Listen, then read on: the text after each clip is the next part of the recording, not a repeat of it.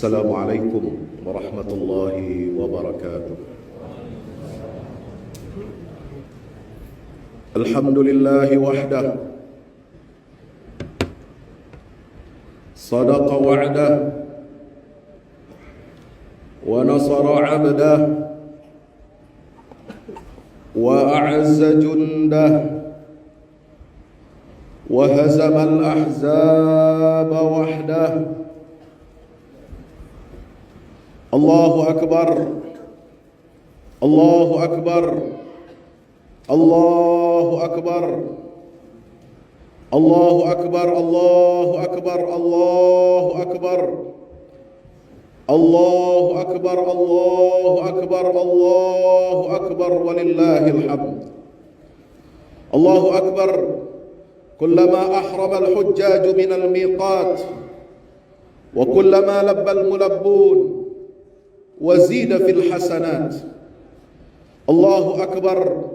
كلما دخل الحجاج مكة ملبين آمنين وكلما طافوا بالبيت الحرام وسعوا بين الصفا والمروة ذاكرين مكبرين. الله أكبر. كلما وقفوا بالمشعر الحرام ذاكرين مستغفرين. الله أكبر. كلما وصلوا إلى منى فرموا جمرة العقبة فقهروا العدو. الله أكبر. ما حللوا وقصروا وطافوا بالبيت الحرام وطوفوا وتحللوا. الله أكبر. سبحان من يسبح كل شيء بحمده، سبحان من لا تنفد خزائنه مع سعة رغده، سبحان من يرزق مخلوقاته ويدبر شؤون الكائنات، سبحان من هو على كل شيء قدير، سبحان من جوده عميم وكرمه جسيم، سبحان الله وبحمده سبحان الله العظيم. الحمد لله الذي شرع لعباده عيدا يذكرونه فيه ويشكرونه على فضله وإحسانه. أشهد أن لا إله إلا الله الذي خص هذه الأمة بمزيد من البر والإكرام وجعل لها هذه المناسبات محطة للذكرى والاعتبار. وأشهد أن محمدا رسول الله ذو الرأي السديد والفعل الحميد، خير من صلى وسلم وحج واعتمر، وعلى آله وأصحابه الذين فازوا بأعلى الدرجات وأفضل المقامات وسلم تسليما إلى يوم الدين. أما بعد، أيها الناس اتقوا الله حق تقاته wala tamutunna illa wa antum muslimun. Hadirin jamaah salat Idul Adha yang insyaallah mudah-mudahan kita semuanya senantiasa dirahmati oleh Allah Subhanahu wa taala. Bersyukur kehadirat Allah pada pagi hari yang sangat dimuliakan oleh Allah, di hari yang paling agung di sisi Allah Subhanahu wa taala, di hari yang dinyatakan dalam sabda Rasulullah Muhammad sallallahu alaihi wasallam dalam hadis riwayat Imam Abu Dawud nomor hadis 1765, Rasulullah sallallahu alaihi wasallam bersabda, inna a'zamal ayyami 'indallahi ta'ala yaumun nahri thumma yaumul qarn. Hari yang paling agung di sisi Allah, tidak ada hari yang lebih agung, lebih besar, lebih mulia dari hari ini, yaitu Yaumun Nahri, kata Nabi SAW. Hari di mana kita menyembelih hewan kurban. Kemudian hari Al-Qar, hari ketika jamaah haji berdiam diri mabit di Muzdalifah. Allahu Akbar. Mabit di Mina. Allahu Akbar, Allahu Akbar, walillahil hamd. Masyaallah, muslimin dirahmati Allah Subhanahu wa taala. Mari kita sama-sama meningkatkan kualitas takwa kita kepada Allah Subhanahu wa taala dengan menjalankan semua perintah-perintah Allah, menjauhi larangan-larangan Allah Subhanahu wa taala. Di hari yang teramat mulia ini, mari kita agungkan asma Allah, kita muliakan Allah, kita sebut nama Allah, wa yadhkuru ismallah fi ayyamin ma'lumat. Karena sepanjang bulan Zulhijjah ini adalah bulan yang dipenuhi dengan menyebut nama Allah Subhanahu wa taala sebagaimana pesan Allah dalam surah Al-Hajj ayat 28. Allahu akbar, Allahu akbar, Allahu akbar, walillahil hamd. Di 10 hari pertama bulan Zulhijjah dan di hari yang dibanggakan oleh Allah Subhanahu wa taala, hari ini Yaumun Nahar, kita senantiasa mengingat, menapaktilasi perjuangan daripada Nabiullah Ibrahim alaihi salam dan keluarganya, sehingga tidak berlebihan kalau Nabi Ibrahim dan keluarganya dipilih oleh Allah Subhanahu wa taala untuk menjadi uswah, menjadi tauladan bagi kita umatnya Rasulullah Muhammad sallallahu alaihi wasallam. Inna Allah astafa Adam wa Nuhan wa ala Ibrahim wa ala Imran ala alamin dzurriyyatan ba'daha min ba'd. Sungguh Allah telah memilih di antara sekian banyak makhluknya, manusia, sejak Allah ciptakan Adam sampai manusia yang terakhir hidup di alam di atas dunia ini, ketika datangnya hari kiamat, Allah Subhanahu wa taala memilih di antara mereka Adam dan Nuh serta keluarga Ibrahim dan keluarga Imran. Mereka adalah orang-orang yang dipilih dan diunggulkan di atas seluruh makhluk ciptaan Allah Subhanahu wa taala. Kenapa demikian? Karena mereka memiliki spirit dan semangat juang. Karena mereka betul-betul mewujudkan kualitas sebagai hamba Allah, hamba yang senantiasa sadar akan tanggung jawabnya di atas muka bumi ini, menjadi khalifah fil ardh, pemakmur dunia beserta isinya, dengan petunjuk pedoman wahyu dari Allah Subhanahu wa taala, dan sebagai hamba yang senantiasa menghambakan dirinya kepada Allah Subhanahu wa taala. Dalam ibadah haji, ketika manusia yang berhaji berwukuf di padang Arafah, mereka berkumpul di satu tempat di lembah yang dahulu dinamakan dengan Nu'man. Sebagaimana hadis diriwayatkan oleh Imam Sayyidina Abdullah bin Abbas radhiyallahu anhu, bahwa seluruh manusia sejak awal dia diciptakan, ditiupkan ruhnya oleh Allah, mereka semua dikumpulkan di Nu'man, yaitu di Arafah, tempat kita mengenal Allah, tempat kita ditatar untuk bertauhid kepada Allah Subhanahu wa taala. Itulah titik nol tauhid di Nu'man, di Arafah. Sebagaimana firman Allah Subhanahu wa taala surah Al-A'raf ayat 172, "Wa idz akhadha rabbuka min bani adama min zuhurihim dzurriyyatahum wa ashhadahum ala anfusihim alastu birabbikum qalu bala syahidna." Ingatlah ketika Tuhanmu mengambil janji dan sumpah setia dari setiap anak-anak Adam yang lahir ke atas muka bumi ini, dan Allah mempersaksikan mereka atas diri mereka sendiri ketika Allah mengajarkan tauhid kepada kita. Alastu birabbikum, bukankah aku ini adalah Tuhan kalian, pencipta kalian, pemberi rizki kalian, satu-satunya yang berhak untuk kalian sembah dan kalian taati perintah dan larangannya. Dan kita semua sebagai hamba Allah, makhluk ciptaan Allah yang lahir ke bumi ini, di tempat yang bernama Arafah, di lembah Nu'man itu, kita telah berikrar di hadapan Allah. Qalu bala syahidna an taqulu yaumal qiyamah inna kunna an hadza ghafilin. Benar ya Allah, kami bersaksi bahwa Engkau adalah satu-satunya Tuhan yang berhak untuk kami sembah. Allahu akbar, Allahu akbar, Allahu akbar, walillahil hamd. Hadirin masyarakat muslimin dirahmati Allah Subhanahu wa taala. Berapa banyak pelajaran dari Nabi Ibrahim ini di dalam Al-Qur'an.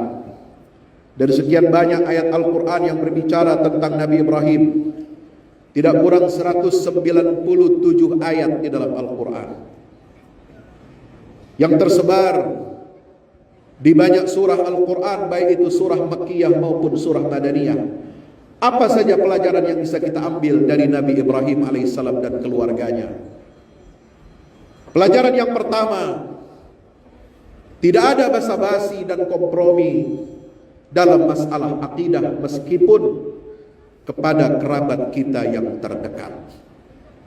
Nabi Ibrahim mengajarkan kepada kita untuk tegas berterus terang dengan kebenaran,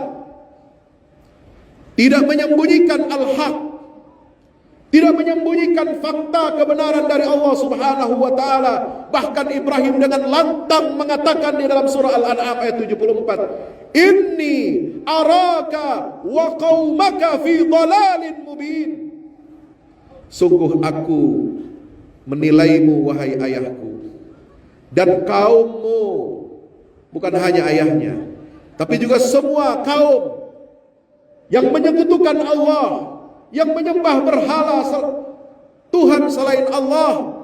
Ibrahim tegas mengatakan, tidak malu-malu dan tidak pernah dia punya rasa takut sedikit pun.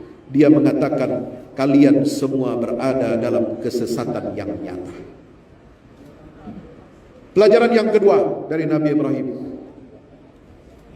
bahwa syariat Islam adalah syariat yang paling agung, syariat yang sangat memuliakan dan menghormati kaum perempuan. Mak-mak, ibu-ibu yang duduk di belakang, meskipun safnya di belakang laki-laki dewasa yang merdeka, itu bukan berarti dengan posisi saf mereka di belakang laki-laki dewasa itu berarti menunjukkan mereka adalah warga kelas 2 atau berada di bawah dominasi laki-laki. Tidak. Ini ada sebuah pengaturan dari Nabi SAW.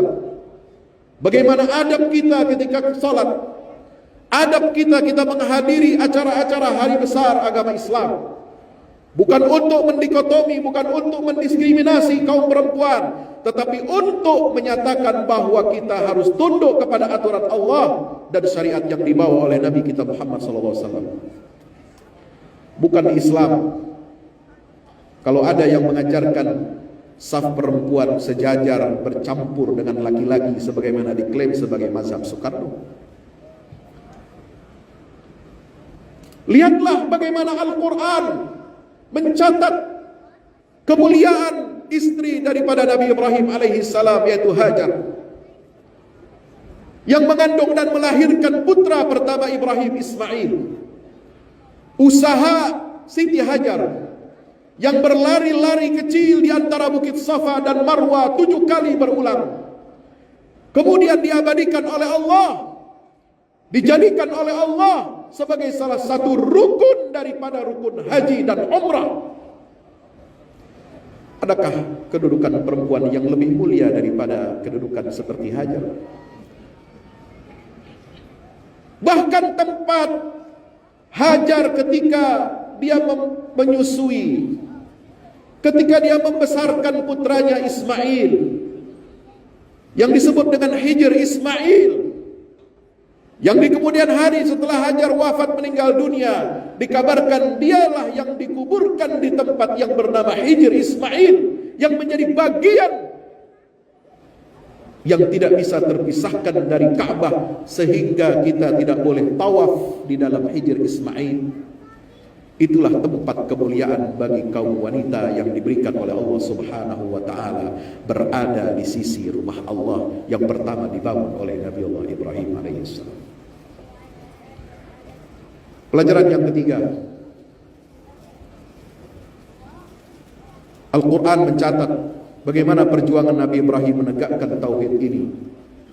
Harga yang harus dia bayar ketika dia menghancurkan berhala-berhala yang disembah oleh kaumnya. Mereka mempersiapkan kobaran api yang besar untuk menghancurkan dan merusak, menghancurkan, membunuh Nabi Ibrahim alaihissalam. Tapi Nabi Ibrahim alaihissalam menerima keputusan itu dengan lapang dada. Dia siap dengan segala resiko apapun yang dihadapinya untuk menegakkan tauhid dan tidak takut mati di jalan Allah Subhanahu wa taala. Sehingga Nabi SAW mengabarkan kepada kita ucapan terakhir Ibrahim alaihissalam sebelum dia dijerumuskan, dimasukkan ke dalam kobaran api yang besar. Nabi SAW sebagaimana diriwayatkan oleh Abdullah bin Abbas berkata, "Kana akhiru qawli Ibrahim hina ulqiya fin nar, hasbiyallahu wa ni'mal wakil." Ibrahim berkata, berdoa kepada Allah, "Cukuplah untukku Allah, dan dia adalah sebaik-baik wakil yang akan mengurus semua urusan-urusanku." Cukuplah untuk kita Allah. Kalau ada yang ingin menghadang umat Islam, kalau ada yang anti dan Islamofobia terhadap kaum muslimin, kita serahkan urusan mereka kepada Allah dengan kita mengucapkan hasbunallahu wa ni'mal wakil. Ketika kita mendapatkan kesulitan dalam urusan rezeki kita, kesulitan dalam urusan ma'isyah kita, kesulitan dalam urusan kehidupan sosial ekonomi, bahkan kehidupan berbangsa bernegara kita, ketika ajaran Islam disudutkan, ketika ajaran Islam diteroriskan, ketika umat Islam dijadikan monster oleh sebagian orang yang tidak mengerti tentang hakikat agama yang membawa kedamaian dan perdamaian ini, maka mari kita ucapkan hasbunallah wa ni'mal wakil. Dialah pemilik agama ini, dialah pemilik umat Islam, dialah pemilik dunia dengan seluruh isinya, dan dialah Allah Subhanahu wa taala yang berjanji di dalam Al-Qur'an, "Wallazi arsala rasulahu bil huda wa dinil haqq liyuzhirahu 'ala ad-dini kullihi wa kafa billahi syahida." Dialah yang telah mengutus rasulnya dengan agama yang benar, dengan membawa petunjuk yang benar, untuk dia menangkan Islam ini di atas semua sistem-sistem yang ada di atas muka bumi ini. Allahu Akbar, Allahu Akbar, Allahu Akbar, walillahil hamd. Yang keempat, kita belajar dari Nabi Ibrahim, kita harus bersabar atas kejahatan makhluk-makhluk yang hendak menghancurkan, yang hendak memadamkan cahaya Allah Subhanahu wa taala. Ibrahim senantiasa menasihati kaumnya, mendakwahkan mereka. Qala lahum, Ibrahim selalu berkata kepada kaumnya, "U'budullaha wattaqu." Sebagaimana direkam dalam surat Al-Ankabut ayat 16. Sembahlah Allah semata-mata dan bertakwalah kalian kepada Allah, takutlah kalian kepada Allah Subhanahu wa taala. Tapi apa yang didapat oleh Ibrahim? Ancaman untuk dibakar hidup-hidup. Qalu harriqu wansuru alihatakum. Bakarlah Ibrahim itu hidup-hidup, dan tolonglah Tuhan-Tuhan sesembahan kalian. Surah Al-Anbiya 68. Maka setiap muslim, setiap dai, setiap hamba Allah harus bersabar untuk menjemput datangnya pertolongan Allah Subhanahu wa taala dengan hati yang penuh yakin dan iman kepada Allah taala. Yang kelima, pelajaran dari Nabi Ibrahim adalah siapa yang meninggalkan suatu kemungkaran karena Allah, siapa yang berhijrah karena Allah dari maksiat kepada taat, maka pasti akan diganti oleh Allah Subhanahu wa taala dengan yang lebih baik olehnya. Allah taala berfirman dalam surah Maryam ayat 49, "Falamma i'tazalahum wa ma ya'buduna min dunillah wahabna lahu Ishaq wa Yaqub wa kullan ja'alna nabiyya." Ketika Nabi Ibrahim beruzlah menjauh dari negeri kampung kelahirannya, dan Ibrahim meninggalkan sesembahan-sesembahan yang disembah oleh kaumnya, dia keluar dari negerinya, dia hijrah menuju Allah Subhanahu wa taala, maka Allah ganti kehilangan Nabi Ibrahim, dia kehilangan ayahnya, dia kehilangan pamannya, dia kehilangan saudara-saudaranya, dia kehilangan kaumnya yang selama ini hidup bersamanya dan membantu menolong membesarkannya. Tapi diganti oleh Allah Subhanahu wa taala dengan apa? Wahabna lahu Ishaq wa Yaqub. Kami karuniakan untuk Ibrahim seorang putra bernama Ishak dan Yakub, dan dua-duanya kami jadikan mereka sebagai nabi. Yang keenam, kita belajar dari Nabi Ibrahim alaihissalam bahwa balasan yang akan kita terima atas perbuatan kita itu sesuai dengan jenis perbuatan itu sendiri. Kalau saudara ingin anaknya berbakti kepada saudara setelah saudara berusia lanjut, maka saudara harus berbakti kepada kedua orang tua saudara. Itulah balasan dari Allah. Maka ketika Nabi Ibrahim berkata kepada ayahnya, dia tegas menyatakan kebenaran, dia tegas beramar ma'ruf dan nahi mungkar. Apa kata Ibrahim kepada ayahnya? Ya abati, la ta'budis syaitan. Wahai ayahandaku, jangan sekali-kali engkau menyembah setan. Itu di surat Maryam ayat 44. Maka kemudian Allah balas. Allah berikan ganjaran atas nahi mungkar yang disampaikan seorang anak kepada ayahnya. Ya abati la ta'budis syaitan. Maka diganti oleh Allah Subhanahu wa taala, dibalas perbuatan Ibrahim itu dengan ucapan putra Ibrahim yaitu Ismail kepada bapaknya yaitu Nabi Ibrahim alaihi salam dengan ungkapan yang sama, ya abati if'al ma tu'mar satajiduni insyaallah minas sabirin. Wahai ayahandaku, kerjakan apa yang telah diperintahkan kepadamu dari Allah Subhanahu wa taala. Dua-duanya ketika Ibrahim masih kecil, masih remaja, berkata kepada bapaknya, wahai ayahanda. Dan ketika Ismail hendak disembelih oleh ayahnya Ibrahim, dia berkata kepada ayahnya, wahai ayahanda. Lihat betapa menakjubkan dua ayat ini, menggunakan kata yang sama, ya abati, wahai ayahandaku.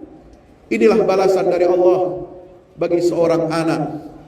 Anak yang berbakti kepada orang tua bukan hanya yang nurut saja keinginan orang tuanya, tetapi ketika orang tuanya berbuat salah, orang tua berbuat dosa dan maksiat, apalagi berbuat yang mungkar, anak yang berbakti kepada orang tua adalah anak yang mengingatkan dan mencegah kemungkaran yang dilakukan oleh orang tuanya.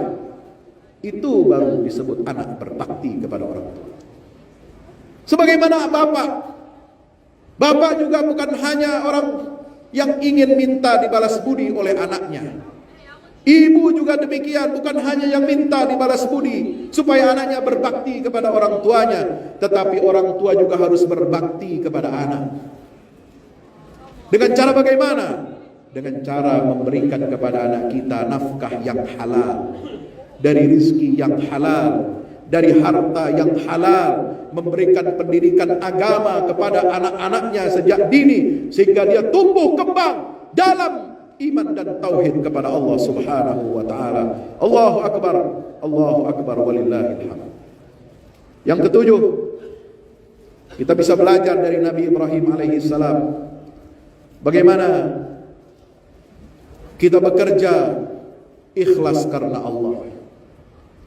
Kaki dan tangan yang bekerja ikhlas untuk Allah, pastilah Allah akan mengekalkan dan mengabadikan usaha kita sepanjang masa.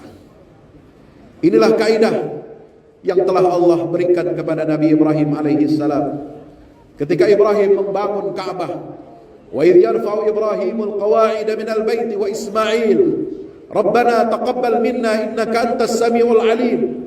Ketika Ibrahim dan putranya Ismail membangun dan meninggikan Ka'bah sebagai pondasi bagi rumah Allah, pusat bagi seluruh manusia untuk menghadap kepada Allah Subhanahu wa taala.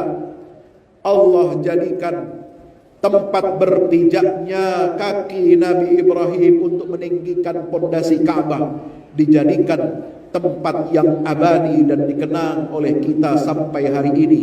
Kita diperintahkan oleh Nabi SAW setelah selesai kita tawaf mengelilingi Ka'bah 7 kali putaran, sebelum kita sa'i antara Safa dan Marwah, kita diperintahkan oleh Nabi untuk salat di makam Ibrahim sebagaimana perintah Allah, wattakhidhu mim maqami Ibrahim musalla. Jadikanlah tempat makamnya Ibrahim, pijakan kakinya Ibrahim ketika dia membangun Ka'bah, maka kalian harus jadikan makam Ibrahim itu sebagai tempat kalian untuk salat menghadap Allah Subhanahu wa taala. Inilah kaki dan tangan yang bekerja ikhlas karena Allah Subhanahu wa taala. Yang kedelapan, jamaah yang dimuliakan Allah Subhanahu wa taala, kita belajar dari Nabi Ibrahim alaihi salam untuk senantiasa kita membangun kebaikan-kebaikan di dunia, berkontribusi aktif untuk membangun kebaikan-kebaikan untuk agama Allah. Apakah membangun rumah ibadah? Apakah membantu fakir miskin? Apakah membantu pembangunan Islamic Center untuk kepentingan umat Islam, baik di daerah yang minoritas muslim maupun yang daerah mayoritas muslim, untuk mengajarkan Al-Quran, mengajarkan sunnah Nabi SAW, untuk menegakkan aturan-aturan Allah Ta'ala. Ketika kita membangun kebaikan-kebaikan itu di dunia, maka Allah pasti akan bangunkan untuk kita keberkahan dan kemuliaan tempat kembali kita di akhirat. Nabi Ibrahim membangun Ka'bah, maka dilihatlah oleh Nabi SAW. Beliau Ibrahim dilihat, disaksikan oleh Rasulullah SAW ketika Isra dan Mi'raj. Beliau menyandarkan punggungnya di Baitul Ma'mur sebagaimana hadis riwayat Anas bin Malik radhiyallahu taala. Dan yang terakhir, kita belajar dari Nabi Ibrahim alaihissalam bagaimana kita seharusnya mendidik putra dan putri kita. Kita harus mendidik putra dan putri kita sesuai dengan metode yang diajarkan oleh Nabi Ibrahim. Kita harus setidaknya menyiapkan 6 kondisi untuk anak-anak kita. Sebagaimana yang tadi saya baca ketika sholat di rakaat yang pertama.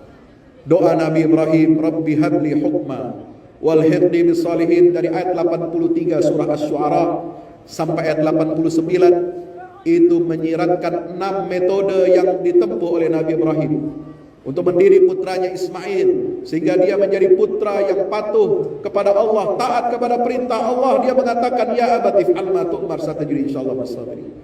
Yang pertama adalah setiap orang tua harus mendidik putranya dengan landasan ilmu agama yang kokoh. Rabbi habli hukma. Yang kedua, al-hiqni bis salihin. Setiap orang tua harus menyiapkan kondisi tempat belajar tumbuh kembang yang saleh untuk anak-anaknya sehingga kita menjadi keluarga yang saleh di mata Allah Subhanahu wa taala. Yang ketiga, dalam doanya, dalam munajat Nabi Ibrahim alaihissalam, dia berdoa kepada Allah, waj'al li lisana sidqin fil akhirin. Ya Allah, jadikanlah untukku tutur kata yang baik, tauladan yang baik untuk dikenang oleh anak cucu generasi penerus aku. Maka setiap orang tua kalau mendidik anak-anaknya, putra-putranya, dia harus memberikan contoh tauladan yang terbaik dalam semua kebaikan, sehingga kebaikannya, keteladanannya akan terus dikenang oleh anak cucunya sampai hari kiamat. Yang keempat, setiap orang tua harus memiliki visi. Bagaimana dia mendidik keluarganya, mendidik anak istrinya, agar apa? Memiliki visi bisa masuk surga sekeluarga. Itulah doa munajat Nabi Ibrahim alaihissalam, waj'alni min warathati jannatin na'im. Yang kelima, Nabi Ibrahim mengajarkan kepada anak-anaknya untuk berbakti kepada orang tua. Dengan cara bagaimana? mendoakan orang tua kita yang sudah tiada, mendoakan orang tua kita yang masih hidup tapi dalam keadaan maksiat, dalam keadaan kufur kepada Allah, agar Allah berikan mereka hidayah. Itulah doa Nabi Ibrahim, waghfir li abi innahu kana minadh dhalin. Dan yang keenam, metode pendidikan keluarga dari Nabi Ibrahim alaihissalam adalah orang tua harus memiliki visi membahagiakan, mensejahterakan keluarganya, bukan hanya di dunia, tapi juga sampai nanti di akhirat. Orang tua harus bertanggung jawab untuk memberikan kesejahteraan buat anak-anaknya. Dengan bagaimana? Mendidik mereka dengan iman dan Islam, mendidik mereka dengan tauhid, mendidik mereka agar menegakkan sholat 5 waktu, mendidik mereka akan mematuhi perintah-perintah Allah dan menjauhi larangan-larangan Allah. Itulah doa Nabi Ibrahim, wala tukhzini yauma yub'atsun yauma la yanfa'u malun wala banun. Kalau kita berhasil mewujudkan 6 metode pendidikan Nabi Ibrahim ini, maka kita akan menghadap Allah dengan membawa qalbun salim, illa man atallaha biqalbin salim. Yang akan selamat menghadap Allah adalah orang yang membawa hati yang bersih. Mari kita berdoa kepada Allah di hari yang mulia ini, di penghujung khutbah Idul Adha ini, agar kita senantiasa diberikan kekuatan iman dan takwa oleh Allah Subhanahu wa taala. Diberkahi keluarga kita, diberkahi rezeki kita, diberkahi amal-amal saleh kita. Senantiasa umat Islam diberikan perlindungan, diberikan rahmat dari Allah Subhanahu wa taala. Kita doakan para pemimpin-pemimpin kita, para ulama-ulama kita, agar senantiasa diberikan petunjuk oleh Allah ke jalan yang lurus, jalan yang benar, jalan yang hak, berterus terang dengan kebenaran, berani untuk amar ma'ruf dan nahi mungkar dimanapun dan kapanpun. Dan mudah-mudahan kita semua menjadi khairu ummatin ukhrijat linnas. Alhamdulillahirabbil alamin. Allahumma salli ala Muhammad wa ala ali Muhammad. Allahumma salli ala Muhammad wa ala ali Muhammad kama sallaita ala Ibrahim wa ala ali Ibrahim fil alamin innaka Hamidum Majid. Allahumma ighfir lil muslimin wal muslimat wal mu'minin wal mu'minat al ahya'i minhum wal amwat innaka ya rabbana sami'un qaribun mujibud da'awat. Allahumma a'izzal Islam wal muslimin. Allahumma a'izzal Islam wal muslimin. Allahumma a'izzal Islam wal muslimin wa adhill asy-syirka wal musyrikin. Allahumma aminna fi awtanina. Allahumma aslih a'immatana wa ulata umurina waj'al Allahumma walayatana fi man khafaka wattaqaka wattaba'a ridaka ya rabbal alamin. Allahumma wa amrim li ummati al-islam amra rushdin yu'azzu fihi ahlul ta'ah ويهدى فيه أهل المعصية ويؤمر فيه بالمعروف وينهى فيه عن المنكر إنك على كل شيء قدير. اللهم اصلح لنا ديننا الذي هو عصمة أمرنا واصلح لنا دنيانا التي فيها معاشنا واصلح لنا آخرتنا التي إليها معادنا واجعل الحياة زيادة لنا في كل خير واجعل الموت راحة لنا من كل شر. اللهم احسن عاقبتنا في الأمور كلها وأجرنا من خزي الدنيا وعذاب الآخرة. اللهم وفقنا للتوبة والإنابة وافتح لنا أبواب القبول والإجابة. اللهم تقبل طاعاتنا ودعاءنا وأصلح أعمالنا وكفر عنا سيئاتنا وتب علينا واغفر لنا وارحمنا يا أرحم الراحمين. على الله توكلنا ربنا لا تجعلنا فتنة للقوم الظالمين. ربنا آتنا في الدنيا حسنة وفي الآخرة حسنة وقنا عذاب النار. وصلى الله على عبدك ورسولك محمد وعلى آله وصحبه وسلم والحمد لله رب العالمين. الله أكبر الله أكبر الله لا إله إلا الله والله أكبر الله أكبر ولله الحمد. كل عام وأنتم بخير. Mudah-mudahan Allah terima semua amal ibadah kita, terima ibadah kurban kita, dan mudah-mudahan kita kembali menjadi hamba yang bertakwa dan siap berkorban untuk agama Allah Subhanahu wa taala. Wa hayyikum. Assalamualaikum warahmatullahi wabarakatuh.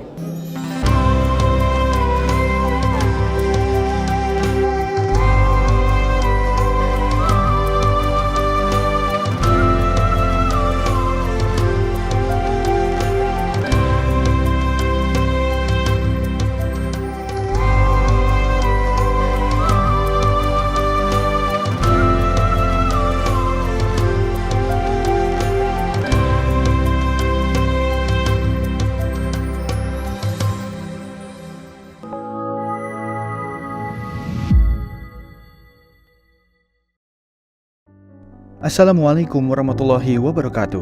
Di zaman dan era global yang semakin menuntut kita untuk terus bergerak, ada kebutuhan yang senantiasa harus kita penuhi dalam kehidupan kita. Zaman di mana segala kebutuhan terasa sangat mendesak. Salah satunya adalah kebutuhan sarana dakwah Al-Quran sebagai pusat peradaban. Al-Fahmu Institute hadir demi menjawab kebutuhan akan sarana dakwah Al-Quran di era masa kini. Kami melihat latar belakang yang ada untuk menjawab tuntutan seperti kebutuhan sarana dakwah Al-Quran yang meningkat di ibu kota, kebutuhan akan pusat pembibitan hafiz Al-Quran, kebutuhan pusat pengkajian Al-Quran, kebutuhan akan pusat dakwah kreatif berbasis Al-Quran, kebutuhan sarana media perekat umat Islam, ibu kota dan Indonesia, juga kebutuhan akan adanya sarana pusat kaderisasi guru tahfiz dan mufasir di ibu kota. Yayasan Al-Fahmu International Indonesia sedang membangun gedung pusat dakwah Quran yang berlokasi di Jalan Pengukiran 3, Pekojan, Tambora, Jakarta Barat. Gedung pusat dakwah Quran ini insya Allah akan menjawab tantangan dan kebutuhan akan sarana dakwah Al-Quran yang ada, seperti yang digagas oleh Direktur Al-Fahmu Institute, Kiai Haji Fahmi Salim MA, yaitu tugas peradaban kita semua adalah untuk berperan dalam menerjemahkan cetak biru peradaban, yaitu Al-Quran, dalam dunia nyata. Kami mengajak jamaah semua untuk ikut dalam perdagangan yang tidak merugi ini, sebagaimana yang disampaikan dalam Al-Quran Surat Fatir ayat 29-30, yang artinya, sesungguhnya orang-orang yang selalu membaca kitab Allah dan mendirikan sholat, dan menafkahkan sebahagian dari rezeki yang kami anugerahkan kepada mereka, dengan diam-diam atau terang-terangan, mereka itu mengharapkan perniagaan yang tidak akan merugi, agar Allah menyempurnakan kepada mereka pahala mereka, dan menambah kepada mereka dari karunia-Nya. Sesungguhnya Allah Maha Pengampun lagi Maha Mensyukuri. Gedung Pusat Dakwah Quran Al-Fahmu Institute terdiri dari 4 lantai, di mana di lantai 1 terdapat Masjid Quran Mulia, dan di setiap lantainya insya Allah diperuntukkan demi berlangsungnya tugas mulia dalam perjuangan dakwah Al-Quran.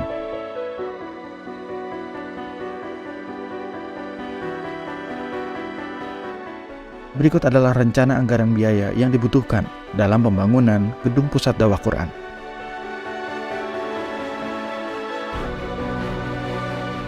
Dalam kesempatan yang mulia ini, kami mengajak jamaah semua untuk ikut dalam gerakan sedekah Lailatul Qadar di setiap malam ganjil di bulan Ramadan. Salurkan melalui nomor rekening berikut ini.